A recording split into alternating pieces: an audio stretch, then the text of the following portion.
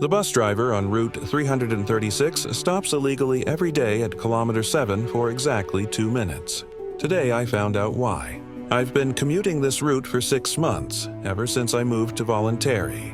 Same driver, Old George, same hour, same route.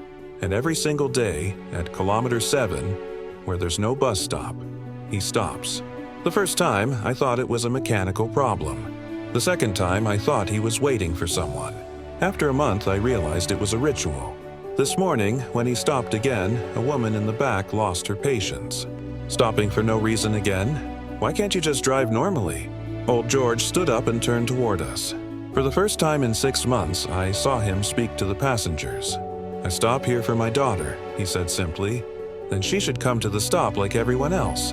The woman snapped. "She can't come to the stop, ma'am. She's been dead for 3 years." Silence filled the bus. "She died here," he continued. Kilometer 7. She was 17 and in a hurry to get to school. She got off between stops like many do. Only she stepped right in front of a car. The woman sat back down, ashamed. "I stopped for 2 minutes," he said quietly. 1 minute for how she was. 1 minute for how she would have been today. "I'm sorry," I said from the front seat. "I didn't know." "Of course you didn't. I don't talk about it. But today she would have turned 20. He sat back at the wheel and started the engine. After a few meters, he stopped suddenly. An old woman was waving desperately from the roadside. "Thank you for stopping," she panted. "I know this isn't a stop, but I can't walk all the way to the next one." "Come aboard," said George. The old woman sat next to me. She smelled of medicine and lavender. "Every Thursday I go to the cemetery," she whispered, "to my husband. And this gentleman always picks me up, even though it's not a stop." "He's a good man," I said. "He's a man who knows what loss means," she corrected softly. At the next stop, 2 fare inspectors got on. They started checking tickets. When they reached the old woman, she turned pale. "I forgot my wallet at home," she whispered. "Ticket or fine," said the inspector. "Please, I'm just going to the cemetery.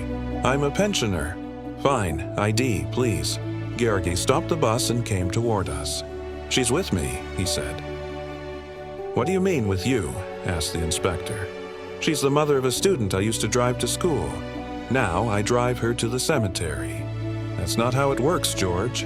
She either has a ticket or she gets fined." "Then fine me instead." "For what?" "For stopping illegally at kilometer 7. Every day. For 3 years." The inspectors looked at each other. "Why do you stop there?" "Because that's where my daughter died. And because if I had stopped when she waved at me that morning between stops, she'd still be alive. But I told her it wasn't an official stop, that there were rules. So she got off at the next one and walked back. And she died." "George, you don't have to." "Yes, I do. Fine me for the illegal stop. Or leave the old lady alone." A passenger stood up. "I'll pay for the lady's ticket." "Me too," said another. "And me." In seconds, the whole bus was offering to pay. The inspectors got off at the next stop without issuing a single fine. The old woman was quietly crying. "Why did you do that for me?" she asked George. "Because my daughter would have done the same. She was the kind of kid who helped everyone. That's why she was in such a hurry that morning she was bringing homework to a sick classmate." At the cemetery, the old woman got off. Before leaving, she turned around. "What was her name?" "Diana." "I'll light a candle for her too." "Thank you." The ride back was silent. When we reached kilometer 7, George stopped again. But this time, everyone on the bus stayed quiet. 2 even made the sign of the cross. Before getting off at my stop, I went up to him. "George, maybe you should ask for an official stop at kilometer 7. For everyone's safety, I've asked. For 3 years. You know what they told me? That it's not profitable. Not enough passengers. Maybe if we made a petition." "Son, I've learned something in these 3 years. Some battles you win, others you turn into rituals. I stop at kilometer 7 not for the living.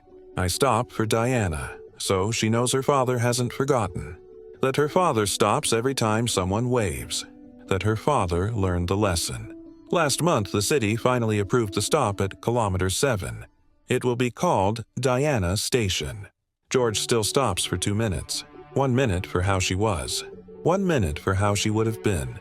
And every day when he stops, several passengers make the sign of the cross and whisper, "For Diana." Sometimes the most important lessons are learned too late, but they are learned.